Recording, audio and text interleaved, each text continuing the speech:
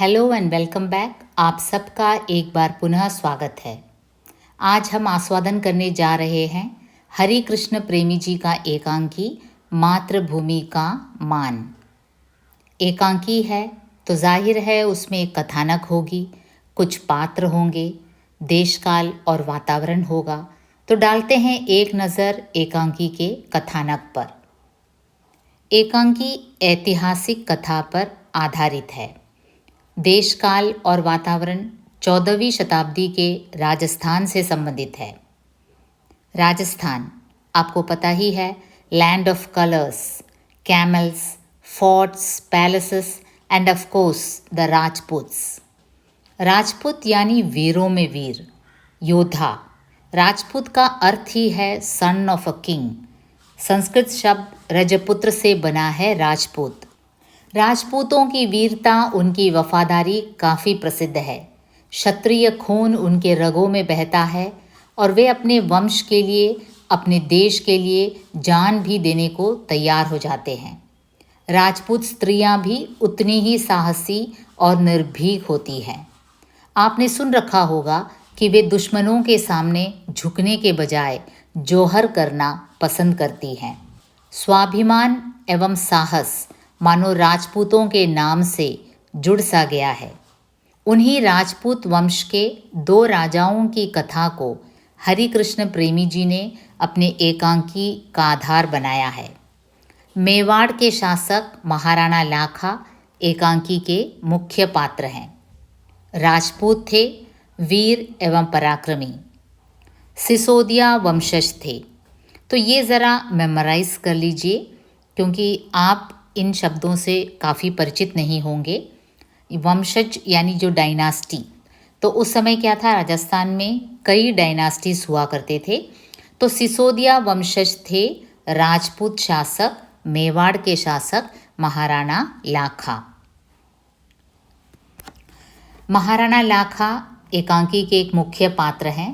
काफ़ी शक्तिशाली शासक थे और चाहते थे कि उनके आसपास के छोटे छोटे राजपूत राज्य भी उनके अधीनता में आ जाएं, ताकि विदेशी आक्रमण की शंका होने पर वे और शक्तिशाली हो जाएं।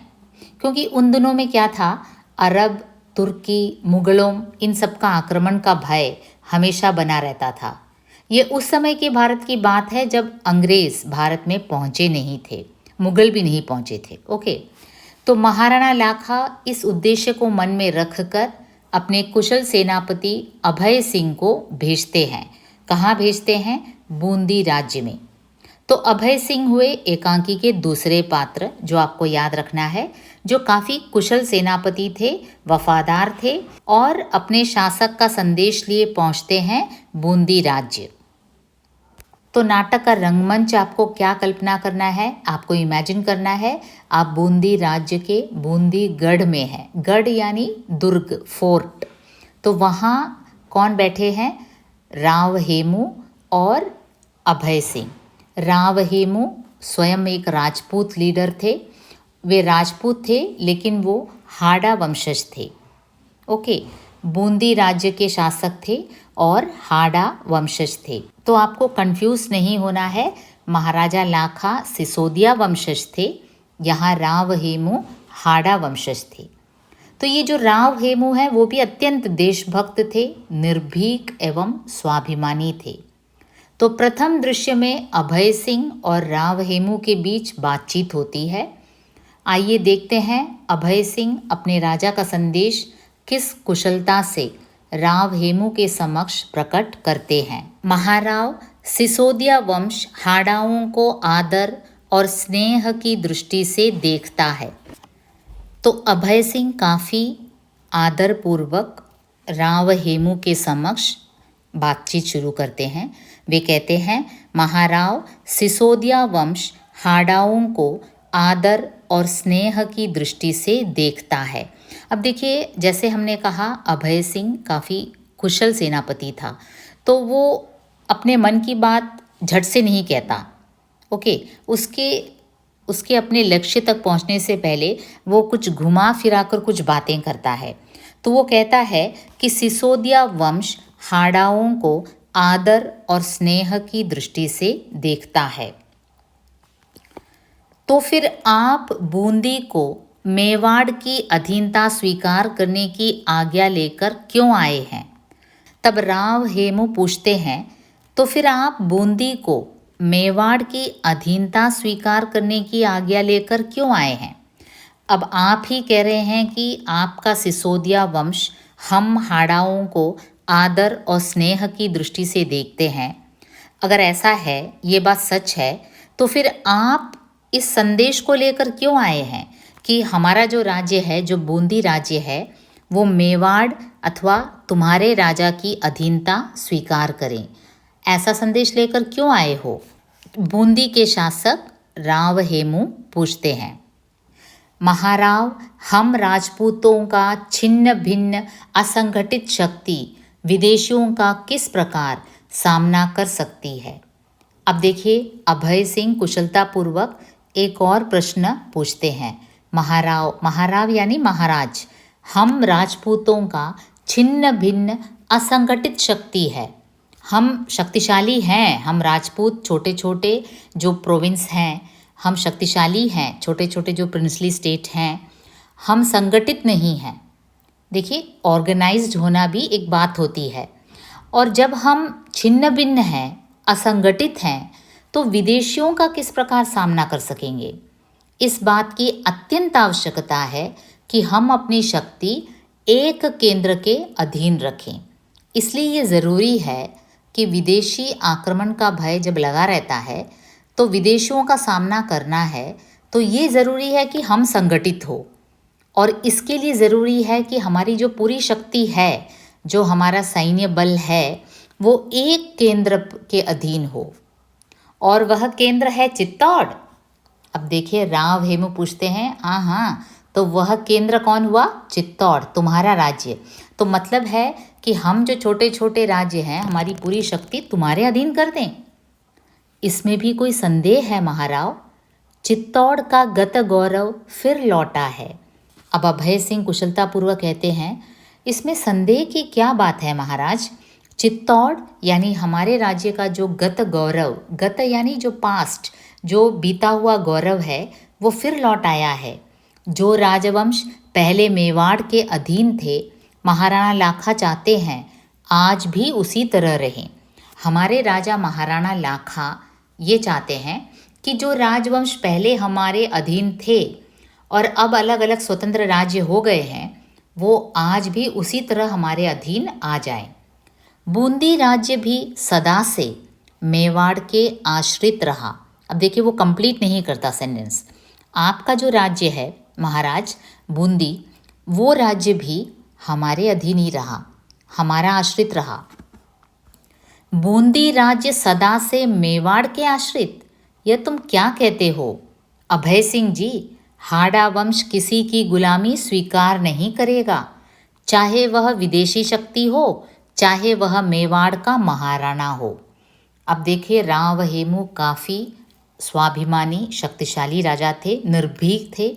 उन्होंने भी कह दिया कि देखो, हमारा राज्य बूंदी राज्य मेवाड़ के आश्रित ये कभी नहीं हो सकता। अभय सिंह जी, हाड़ा वंश किसी की गुलामी स्वीकार नहीं करेगा।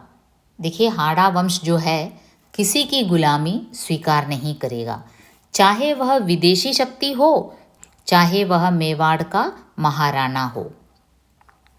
महाराव, आज राजपूतों को एक सूत्र में गूंथे जाने की बड़ी आवश्यकता है, और जो व्यक्ति यह माला तैयार करने की ताकत रखता है, वह है महाराणा लाखा। अब देखिए, अभय सिंह जी कहते हैं, महाराज, अब अभय सिंह भी अपनी बात पर अड़े रहते हैं, क्योंकि वो एक संदेश लेकर आए हैं अपने राजा के, तो अपनी बात मनाना अभय सिंह का कर्तव्य है। तो वो कहता है, महाराज, आज राजपूतों को एक सूत्र में गूंथे जाने की बड़ी आवश्यकता है, क्योंकि तुर्कों का आक्रमण रहता है, अरबों का आक्रमण रहता है, तो उन विदेशियों के आक्रमण से बचने के लिए हम राजपूतों को एक सूत्र में, एक माला की मोतियों की तरह एक धागे में पिरोए जाने की बड़ी आवश्यकता है। और जो व्यक्ति यह माला तैयार करने की ताकत रखता है, वह है महाराणा लाखा।